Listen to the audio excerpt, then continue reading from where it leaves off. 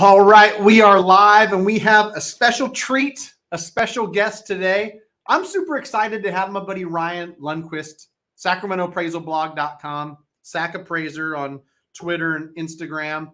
You know what I think about when I think about you, Ryan? Like, you don't necessarily have a dog in the fight, right? You can be Switzerland and just look kind of with an unbiased lens at real estate data. And I think that that's why so many people follow you, love you, trust you, is because you're presenting data, which like can't necessarily be disputed, right? When my kid comes home with a D, the data doesn't lie. You didn't put in effort to get an A in the class. You got a D. And so I love the way you present stuff. And so I'm excited to, if you're watching this, and you're watching it live, please fire away with questions. I know our buddy Kyle Seagraves, Win the House You Love, is excited to hear from you and ask questions. But even after this thing, gets onto YouTube and it's a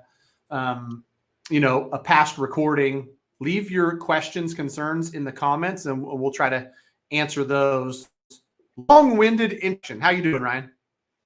Hey, good, and thanks for having me. And hopefully my audio is okay today. But I'm excited to be here. And yeah, I don't have a horse in this race. The goal is always just to look at the market with an objective lens. And so I don't want to bring any narrative and impose sort of doom and gloom or impose a rosy narrative on things. That doesn't help anyone. I'd rather talk about the market that actually exists. Right. Yeah. So I know I have questions of my own. The first question that got fired into the comments from Kyle, which I know you'll have a good answer for, is, how do you feel about people applying national data to their local market? Well, I mean, national data is great, but in my sense, the Sacramento market has seen a much bigger change, and so it's almost if we look at national data locally, it almost sounds like the market trend and change is a lot softer. But it's sort of like looking at the national weather and then looking at local weather. Like, it doesn't really matter if there's a blizzard today in Montana. Yellowstone on their ranch. What matters is what's the weather like now, or the national gas price, national price of eggs. Like, all those things don't mean anything. What am I seeing when I'm going to Costco, which does have the best egg prices? You can always find the best egg prices by following SacramentoAppraisalBlog.com. So that's a quick shout out there for the blog. I agree with you. And speaking of Sacramento, because we're both in Sacramento, and it's just from my seat as a mortgage loan originator, someone who's taken mortgage applications, talking to prospective home buyers, talking to investors, man, oh man, what a 180 we've turned as a market. And I'd love to get your feedback on what the data says, because I know what my gut says is in December, when demand was really low, and stuff that had sat on the market for 30, 60, 90 days, sellers were, desperate might be a stretch, but willing to negotiate, willing to give seller credits and come off of their list price. A short 8-9 weeks later, it feels so competitive in the market, especially the entry-level market. So what does the data tell us, Ryan? Yeah, no, I think we're seeing the same thing. The way that I've been saying is that the market went from an absolute ice bath in the fall to what I would say, I was saying hot shower. I'd probably say maybe a warm shower right now. But and so I think just being next to such an ice bath market, it makes it feel just utterly insane right now. Because when I look at the stats, this is not 2021 at all. And I think a lot of people are thinking multiple offers are here. This is 2021. No, we're seeing a pretty normal number of multiple offers. Like, the market should be heating up for the spring. That's absolutely what we're seeing. But I think one of the notable things right now is that, not only have buyers been sitting out, we've been, I think, missing about 40% of buyers for a number of months now, but we're also seeing the same thing with sellers. And so I think one of the weird dynamics that's maybe making the market feel a little tighter right now is, we're missing in January, we're missing about 40% of new listings. And in February, I haven't tracked the percentage exactly, but basically January and February, we're missing about 2,000 listings hitting the market compared to even last year. And last year was already low, 2,500 for the normal amount. And so it's been wild. And so we have this dynamic of, buyers still struggling with affordability. But then this whole new layer that's sort of, I think, increasing where, we're really seeing sellers step back. Now, that's been happening since last year. But I think as 2023 has begun, it's been really, really notable that, oh, yeah, it's even more inflamed right now. And so, but yeah, I would say absolutely more aggressive at competitive or more competitive at lower prices. That's what my stats show. I pushed out a lot of cool stuff a few days ago about pending contracts by price range. And there's less available listings at lower prices. It's still not 2021 levels where there was literally, it felt like there was nothing on the market. But I think that there are a lot of properties that have been sort of stale, and so it maybe feels similar, but statistically it's different. But yeah, I mean, it's sort of one of those things where prices were sort of screaming down, and then it feels like they've gone a little bit more horizontal lately. And so it's sort of like one of those things. Will we see a spring bump? It's possible in some regards. We're going to need some time to tell, or prices can just keep going down. But I mean, we're still in this market that it feels like we're subdued. Maybe nationally the stats aren't as bad. I think locally where we're seeing that, like, oh yeah, we're still really missing demand and now supply more. Yeah, and I think that a big cause for it, which most people agree on, there's not as much movement. People aren't going to sell and create that listing that we're all hoping that more of them come on when they've got a 2.75 interest rate, right? There's a lot of negative incentive, or whatever you want to call it, disincentive for people to move when they're locked into a low mortgage rate. So depending on what rates do for the last 9 months of the year is probably going to have an impact on some of that inventory issue that is probably nationwide and not just concentrated to Sacramento, but we're feeling it. Yeah, no, absolutely. And if I could just real quick, if I could throw a stat there, we really have about 1 month of supply of homes under 500,000. And so it's really tight. And then the higher price you go, the more inventory there is. But it's this weird dynamic where, if we start to see fewer listings hit the market, it just makes things a little tighter than they should be. That doesn't mean prices can't decline. It's just, it's this strange phenomenon. But I will say, even last month, February closed sales, 49.5% of sales had some form of a concession in Sacramento County. Placer County was more like 43%, but you see this dynamic where buyers are more prone to get a credit for repairs, get a credit for closing costs or rate buy down in about half of the transactions in Sac County. And, that was even in February. These properties, most of them got into contract in January when the market was super hot. And maybe we dip up, maybe we dip down, with concessions in coming months. But it just shows that I think two things. Buyers are the ones who are participating are getting more from sellers, and then sellers, I think, are listening a little bit better to buyers and being willing to negotiate. Now, the sellers that gave credits, they were on the market for 10 days longer than the ones who didn't last month. Okay, almost similar prices, but so it just shows that I think part of it's a strategy where a property's not selling and you need to throw something at the buyer. Yeah, I agree with that. Where, like, slowly but surely, and to Edgar's point, Edgar Sanchez, local real estate agent, great buddy of mine.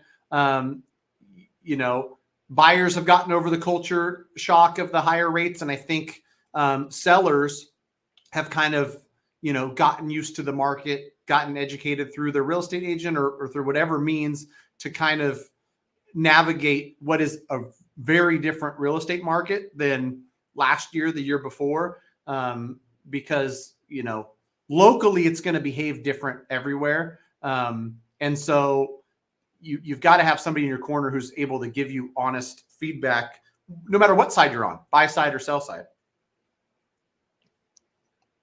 This is a good question, Ryan. I'm gonna give the tough ones to you.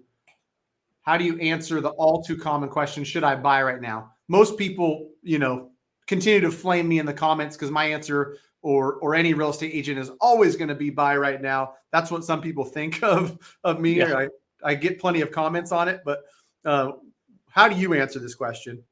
Yeah, you always have to wonder if a person's giving advice and there's financial incentive, you're like, wait, hold on. So I should buy crypto right now? Like, are you telling me I should buy that car? Like, and naturally we should be skeptical. So here's the thing. Here's my answer. I don't tell people what to do.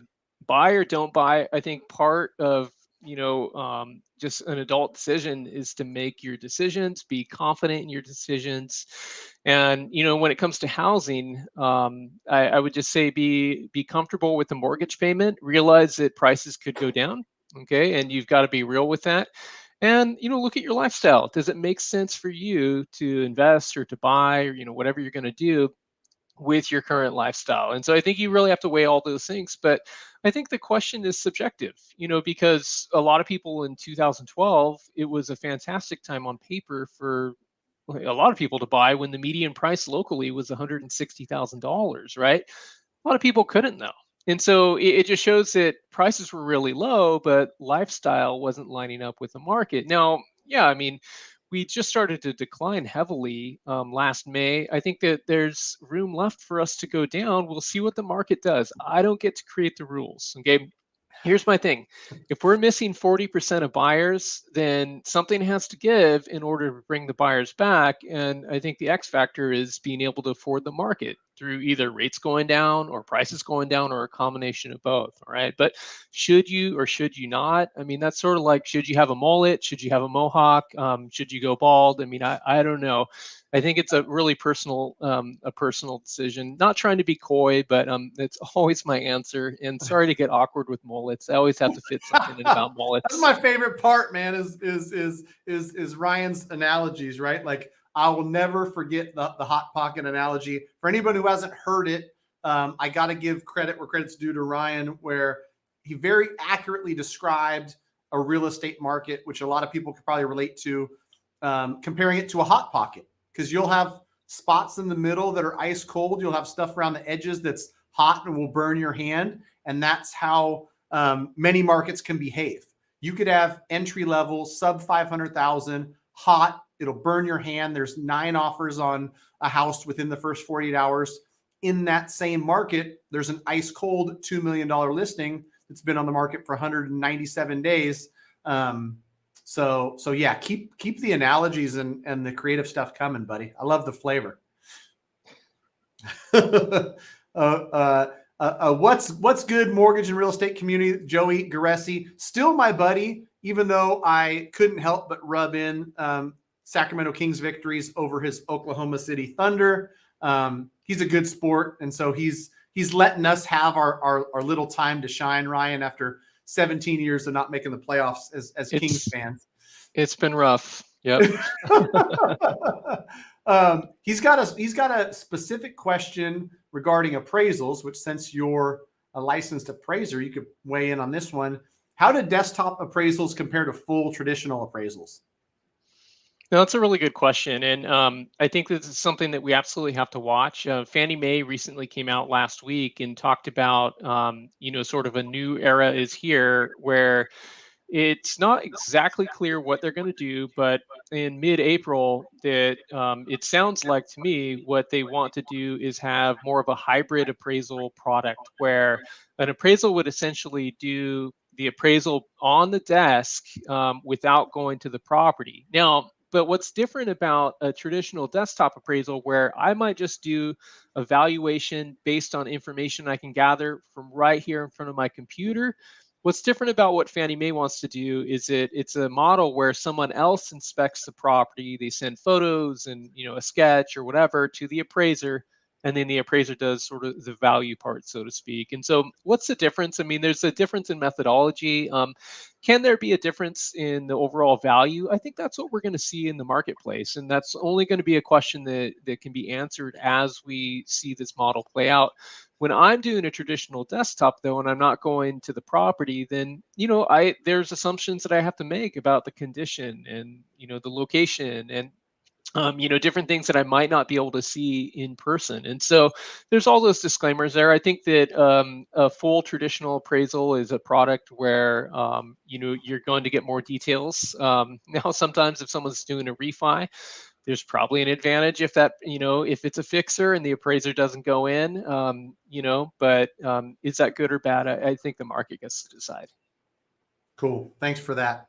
I was just noticing here in the comments, we got Aloha, which I'm just going to guess is from Hawaii. We got greetings from the last frontier, Alaska. We got people all over the place tuning in for Ryan Lundquist's market chat, I guess we'll call today. For anybody who's local to Sacramento, if you're watching this live or you're catching it on replay before March 9th, I shared in the comment section, I shared it twice because when I prefaced it with Ryan Lundquist event, I realized I ran out of room. But the link is there to sign up. I think we've got like 170 registered, Ryan. If you're in the Sacramento area, real estate agent, investor, mortgage folks are welcome to come too. We've got the Sacramento Association of Realtor place booked. They're setting it up theater style, Ryan. So I think that if we get a couple hundred registered and half of them show up, we're going to be just fine with space. But if you're in the area, come check us out. I will be exactly 3 minutes of talking, and then the rest of the time is Ryan Lundquist, which is what everybody wants. The guy continues to hone his presentations. Good amount of data, good amount of humor. I remember the last couple where I see the sprinklings every time of some good humor in there. I like it, brother. There's going to be some memes, some stats. We'll have a good time. So, and in a few days, I'll have sort of my February stats more polished, and yeah, there's some really cool things I think to look at about the market right now. Yeah, it's definitely a changing market. Which, like, for the real estate professionals that come to these, what I'm going to remind everybody on Thursday is like this is what differentiates them from the realtor next door or any other realtors that they might be competing with in a specific market, is like keeping your finger on the pulse so that you can be that trusted advisor to a client. Because like you said, when you eloquently, like a good politician would do, I don't know if it's the right time for someone to buy, but it's a personal decision. Like the more data and information that you can provide as the professional, you give that to a client and then they decide what's best for them. Like my mortgage business, Ryan, I had this conversation earlier today. I tell most everybody who applies to get pre-approved for a mortgage that our process is they get the application and all the docs in. I provide all the information and show them not necessarily just the max they qualify for, but what it looks like if they buy at 550 or 600 with 5% down, 10% down. And they can decide, is this something that I'm comfortable with? Is this something that fits into my budget? Am I at a place with my credit score, my debts, my job stability, where this makes sense and it doesn't, scare me, weigh me down, whatever terms you want to use? Because as much as attaching yourself to a $3,000 mortgage might seem scary, I talked to somebody today where they're like, they literally raise my rent every 6 months. And the latest one is up to $2,700 a month for this tiny little apartment. I'm sick and tired of it. Right. So I don't even know where that tangent started, but that's where it ended with. There it was. There it was. This is sentiment right here that I think a lot of people will resonate with. The housing market makes no sense. I was on about a month ago, a Coldwell Banker.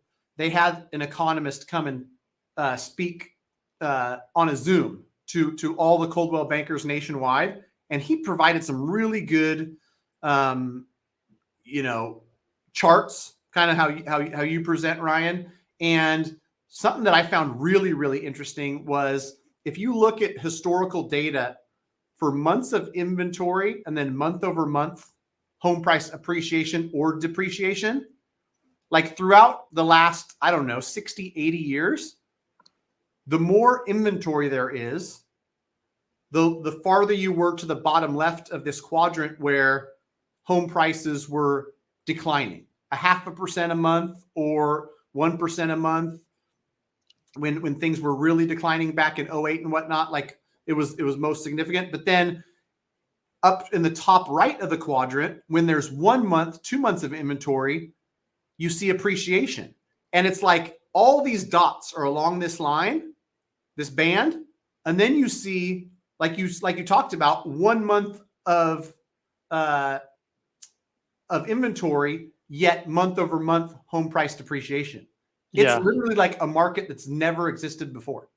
Exactly. I'm really glad you said that last part because I was like, because one of the things I see in real estate circles is that people sort of have this, theme where they say supply is low, so we're all good. But I think the market's shown that that's not true. And, since really started to see a reaction in the stats almost a year ago now, I mean, we're in this place where it doesn't matter that we only have 1.5 months of supply in the Sacramento region right now. Prices can still go down. And so I think the traditional rules just don't apply right now because the bigger force is affordability and rates doubling, and that's, I think, the thing to watch. And so I think that's the fascinating part where you go, wow, on paper it wouldn't make sense for this market to exist, but here we are. And I think that underscores the reality that it's impossible to predict the future with certainty.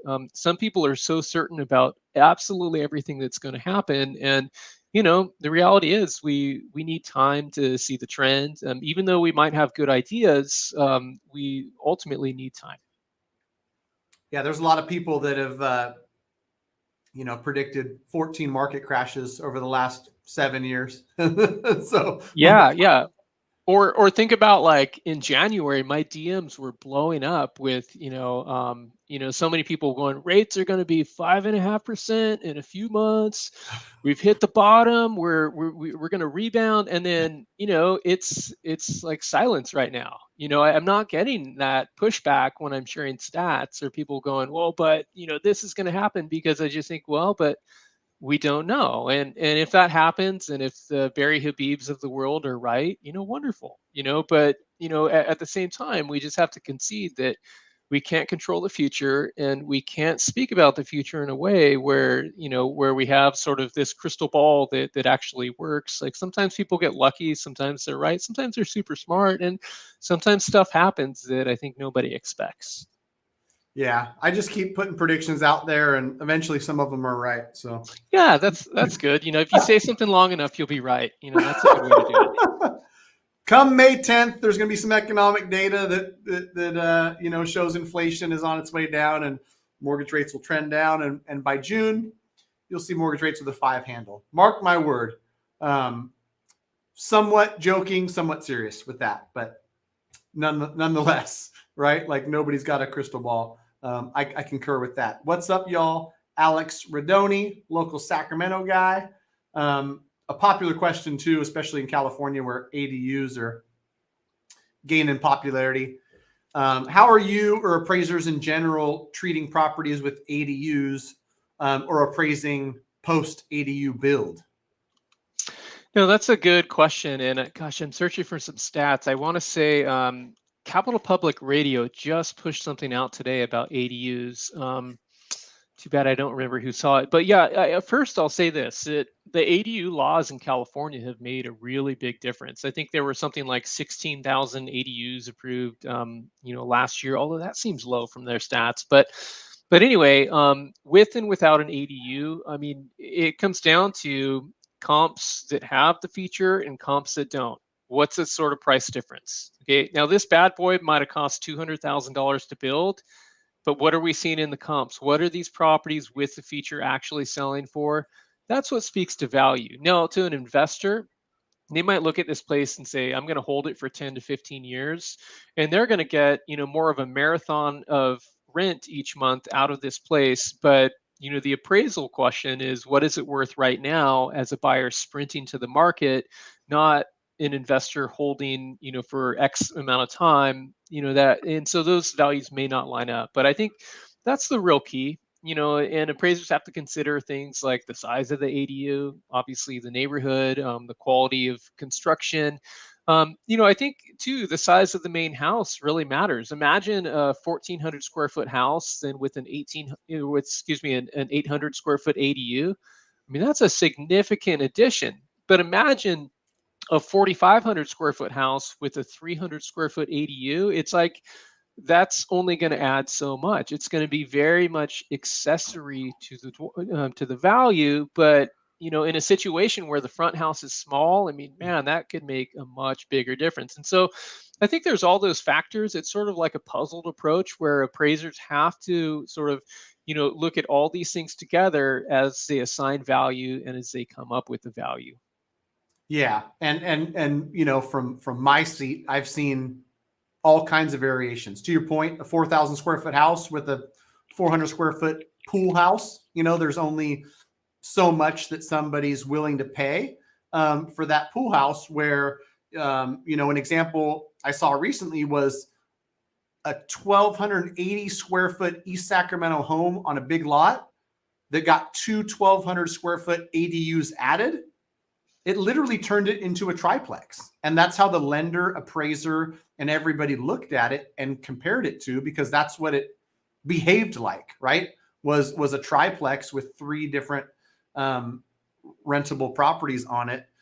So yeah, that's a lot different thing to analyze and appraise than 4,000 square feet with a pool house or a small accessory dwelling. For sure. Now, Matt, can you have, for Fannie Mae standards, to put you on the spot, can you have two ADUs on a property?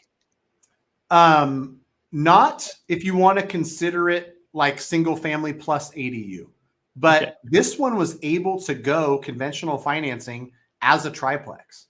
Okay. And Okay. yeah, I don't remember the exact, verbiage in the appraisal or how it went down. But, a lot of people want the house plus ADU, to be viewed as a single family residence, because that's generally the best terms for Fannie Freddie. But they will put a limit on how big that ADU can be, because rightly so, a big ADU is a second unit in a lot of cases, right? Yeah. And so I don't recall offhand, it can't be more than half the size of the main house, and it definitely can't be more than 12. I can't remember what the exact rules are, but yeah, it's tough. And it's sort of like, my question as an appraiser is always, what does the city or county say it is? And what does the market say it is? And so right now I feel like there's this line of, what is an accessory dwelling versus, second unit. And that's sort of this fine line, and I think the market's going to have to work that out over time. I have a blog post about this, maybe from like 5 years ago, but it's I think sort of a fine line at times. Sort of when I'm looking at that 4,500 square foot house, a 300 square foot, accessory, I wouldn't call that two houses on one lot. I mean, it's clearly an accessory dwelling. So there is some subjectivity there that I think appraisers have to employ. But then it's sort of like, what do the authorities say this is? What does the market say it is? Sounds wishy-washy, but that's kind of what we have to ask. yeah, for sure, for sure. And some of the times it's like, it's a tough job, I know, as an appraiser, to try to compare something when you look around and there's not much similar to compare it to. Definitely. So kudos to appraisers. Job's not always easy. All right. Rick H has a question. If I'm a buyer and I pay for a home inspection, does it automatically get sent to the appraiser, especially if there's a major issue with the house? Nope. So the appraiser never sees the home inspection unless someone else provides it, whether that's an agent or lender, the appraisal management company or buyer. So the appraiser would have no way of ever knowing this unless someone provided it. Now, the appraiser might see some of the issues, and wonder like, whoa, what are all these cracks, that I see all over the house? And maybe that's a clue that something else is going on here. But yeah, I mean, I think very rarely is the home inspection provided to the appraiser. Yeah, and I'm sure you'll agree with my kind of advice when I'm talking to home buyers.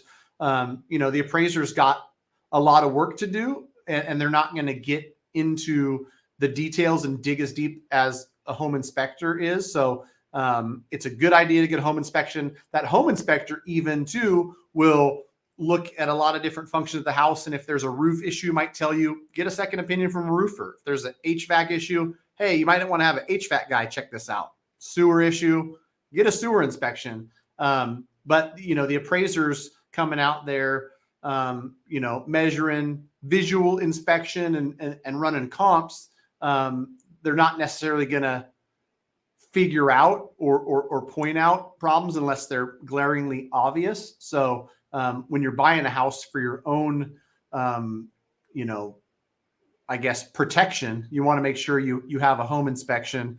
The days of 2021 are hopefully behind us, Ryan. One of these days, I'm going to have my inspector buddy on to share some of the horror stories from the Bay Area for people that just went without inspections and then found $150,000 foundation issues or $40,000, $50,000 sewer issues after the close of their home.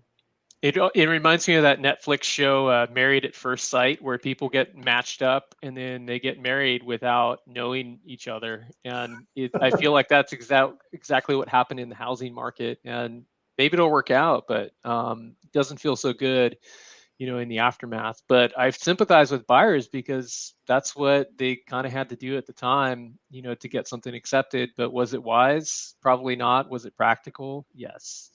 Yeah. I mean, that was the cost of admission in some markets in 21. Unfortunately, for people that wanted to buy, they had to swing hard. All right. Victoria Malero, thanks for joining. Does it make sense to pay off a HELOC with another HELOC that has a lower rate? I'll take that as the mortgage guy. Generally speaking, home equity lines of credit don't come with a big upfront cost. With refinance, you always have to factor in there's title fees and there's, $2,500 to $3,000 in cost, whether it's baked in or whether you pay it out of pocket, it's still a cost. And so there's a cost versus benefit analysis on refinance. In the home equity line of credit case, if they charge you $150 or whatever it is, make sure you know what the costs of this new home equity line are. And if they're relatively low, which they should be, and you can get 5.5% home equity line to pay off an 8% home equity line, it probably makes sense. If it's $50,000 or $100,000, the general rule of thumb is the bigger the loan, the less interest rate reduction you need for it to make sense. Meaning, if you're going from 8% to 6% on a $200,000 home equity line of credit, you're going to see, significant savings.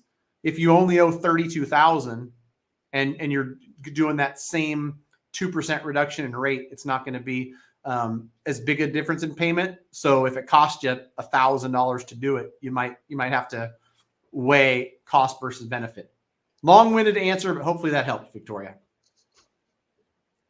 Eric Cuellar's got an appraisal question. Thanks for joining, Eric. Appreciate you. 2 questions, Ryan. Are school districts taken into consideration in appraisals? If there are a few comparables in country properties, what is the usual method for appraising said properties? No, that's a great question, Eric. And you're the best of both Erics with a C and a K. So congrats on that. So Are school districts taken into consideration? I would say yes and no.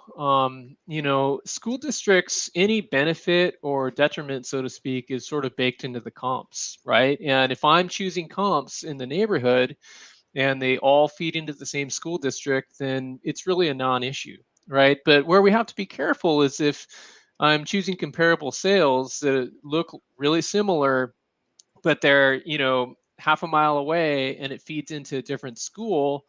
That's where I want to be aware that, hey, does the market pay more to be in one area against the other? Like I think of the Greenhaven Pocket area of Sacramento. There's Didion Elementary that last time I checked, had a much higher rating on greatschools.org compared to other elementary schools in different parts of the neighborhood. And so if I'm appraising something outside of the neighborhood and I'm pulling all my comps from within Didion boundaries, I really got to ask myself, am I doing an apples to apples comparison? Or if I'm in Didion and I'm choosing everything outside, like maybe there's not any difference in value at all, but how would I know if I'm not in tune with school district boundaries? And so whenever I appraise in that neighborhood, I pull up the school district map and I'm absolutely looking at compare like where are the lines, because I just want to be sure as I'm choosing comps, I want to make sure that I'm having the most similar comparisons. Okay, but we have to be super careful with this stuff too.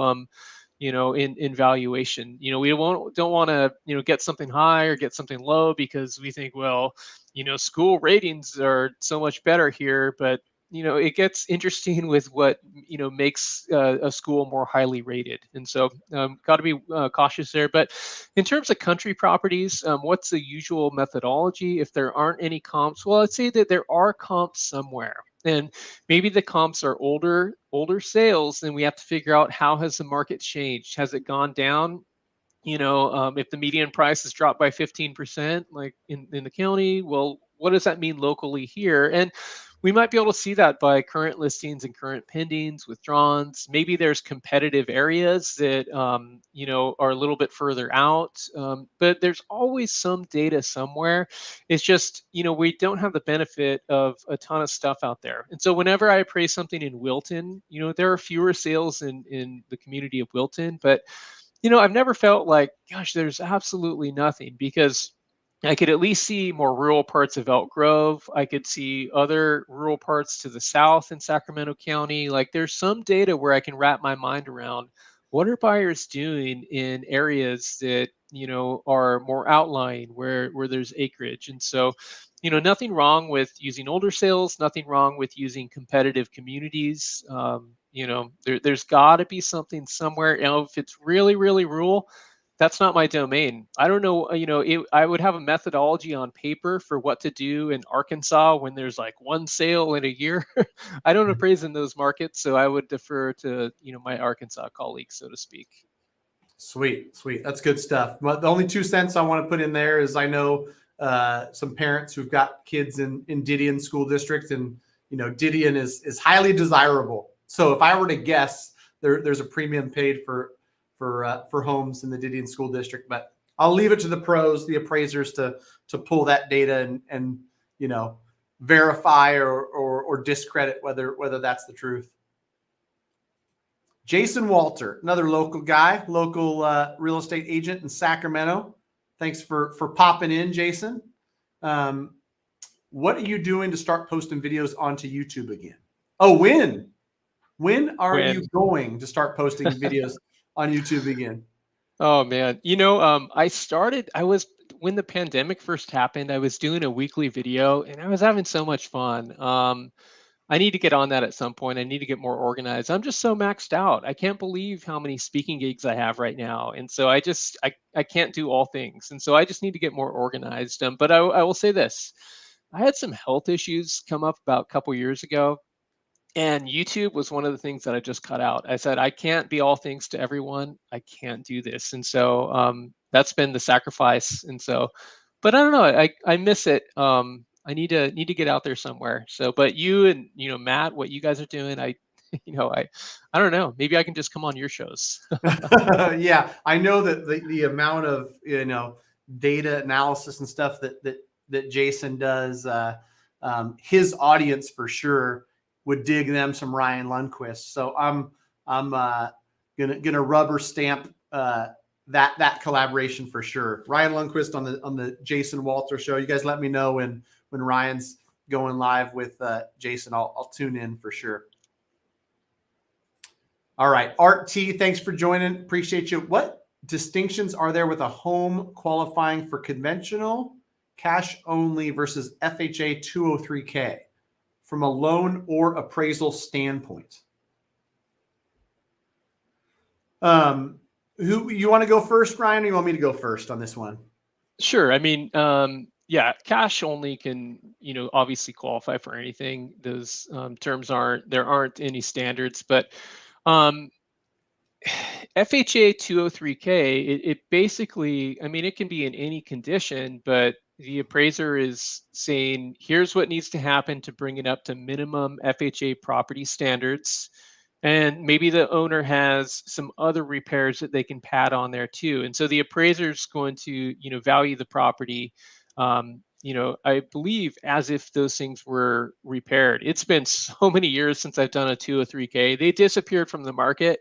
And I have a feeling that we're going to start seeing them come back more and more. But FHA and conventional are somewhat more similar today. They're sort of like the cousins that have been hanging out for a lot of years, and they've just picked up some of the same mannerisms. But I would say that FHA is still more strict, over, the things like the appraiser's going to be testing the appliances and the systems, the AC and the HVAC. The appraiser's going to be, poking his or her head into the crawl space and into the attic, and and things like chipping paint or defective paint are an issue with FHA. And so, a safety issue for either thing. Like it's not like with FHA, you would see frayed wires, sticking out, and the threat of electrocution is only an issue for FHA.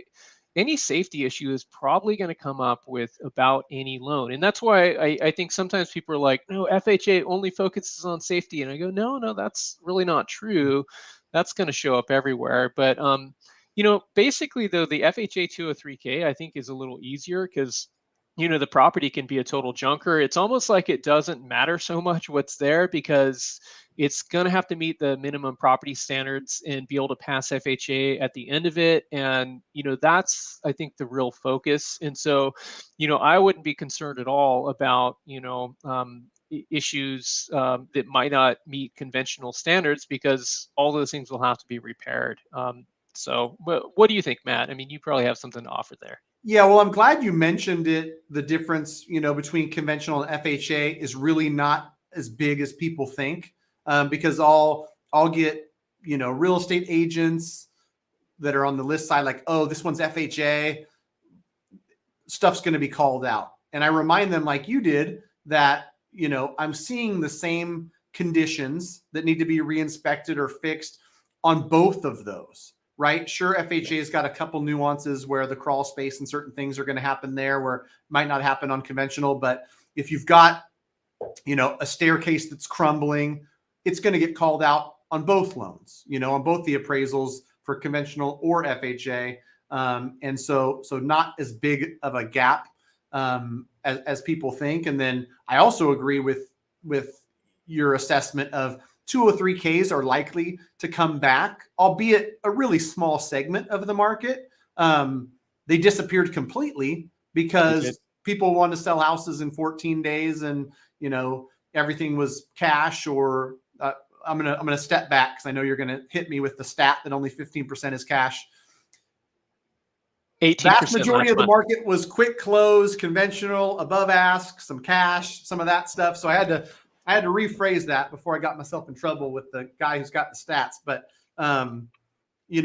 we're in a new market where thankfully, there's a lot of different loan products that are available, FHA for some first-time home buyers, VA, 203K, down payment assistance. This is stuff that actually can be used in a market where everyone's hair's not on fire and they need to close in, 19 days or less on every single property.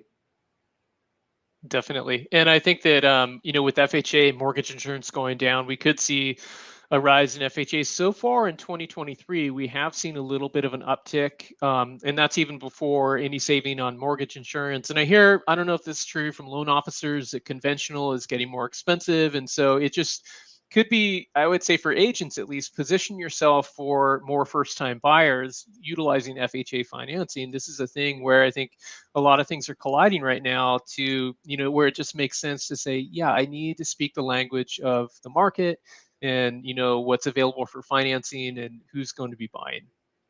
Yeah, for sure. And it's a good testament to you keeping your finger on the pulse. I know you're talking to agents and loan officers day in and day out. So you understand some of these nuances. Not only is FHA product getting better and that mortgage insurance came down for folks, which equates, if anybody missed all the videos I made or didn't notice, for every 100,000 borrowed, it's about $25 a month cheaper. So a $400,000 loan, you're saving about $100 a month on lowered mortgage insurance costs through FHA. Went from 0.85 to 0.55. And at the same time, like Ryan said, there's loan level price adjustments on conventional loans that, some buckets got more expensive. Some buckets actually got cheaper. And it's a wild heat map where you're like, oh, 3% down, 680s lower score, that one's better. 720 score, 20% down, that one's worse. But whatever the case, FHA in most any loan officer that I speak to's, kind of product mix is seeing a huge uptick, and it will continue in 2023. I'm sure of it. One, that it's cheaper. Two, that those buyers actually have a chance to get an offer accepted, and they kind of were sidelined for a little bit.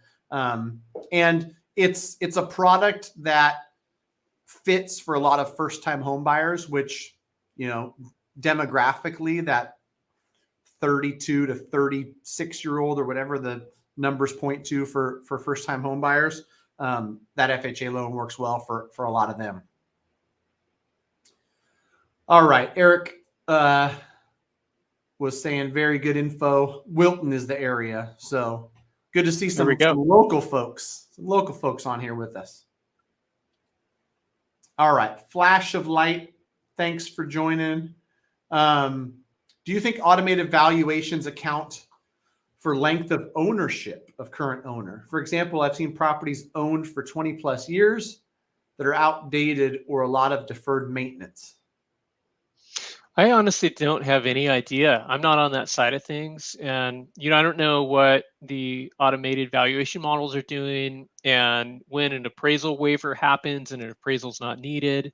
I don't know exactly everything there, although I'll say when an appraisal waiver happens, they probably have more information on file with the previous appraisal and such. And so hopefully there's a sense of at least the condition of the property and any upgrades. But yeah, you're right. If a property has, I kind of wonder, that makes me wonder, what if it's an offsite address and they, is there assumption that it's not in good condition because it's investor owned? And your guess is as good as mine.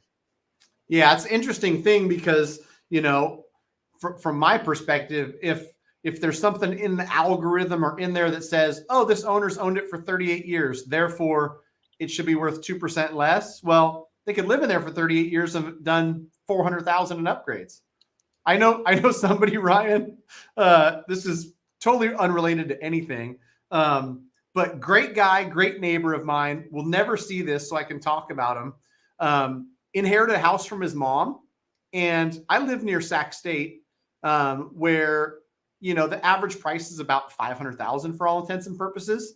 This guy has put at least $500,000 in upgrades into this house, where, as an appraiser, and I know somebody, close enough to real estate to know, like, you're not going to get a return on putting, humongous upgrades into a home, because there's going to be a top to, value in any given market. Absolutely. Or I have an appraiser friend I was just talking to.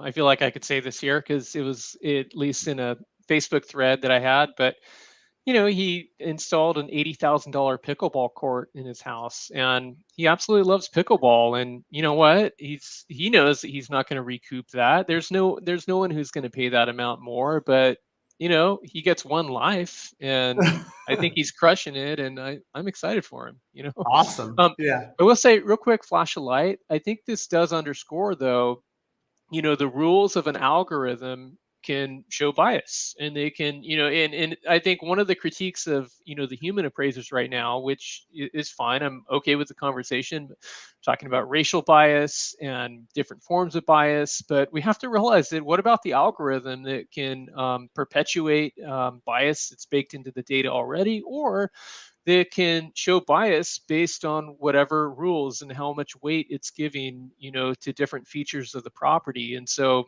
it's just, no matter what form of valuation, we have to sort of keep the bias in check. I think that's sort of the message, but we just at least have to be real with people who are like, there's no bias because there's no human. I'm like, well, that I don't think that's real.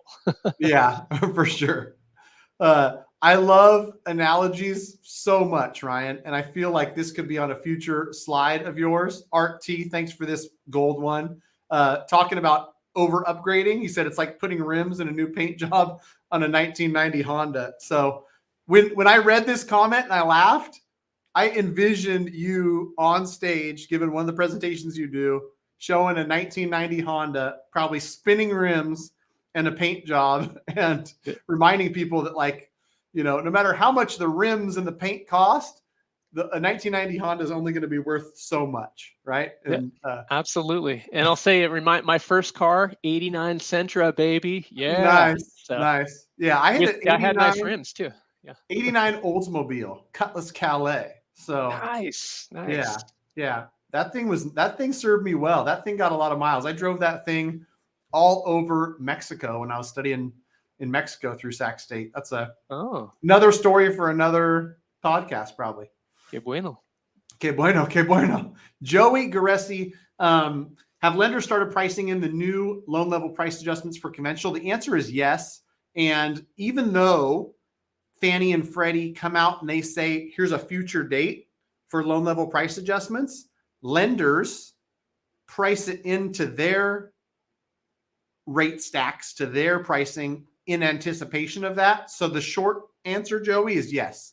Already priced in with most all lenders, because they know that they're going to be delivering to Fannie and Freddie, and those premiums will be added to those loans, or discounts in some case, right? Like, for anybody who missed the conventional loan level price adjustment stuff that I put out or anyone else put out, it's intended, like they've said, to help low to moderate income borrowers enter the housing market and have more affordable mortgages. So lower down payments in general are going to see a little bit of a discount.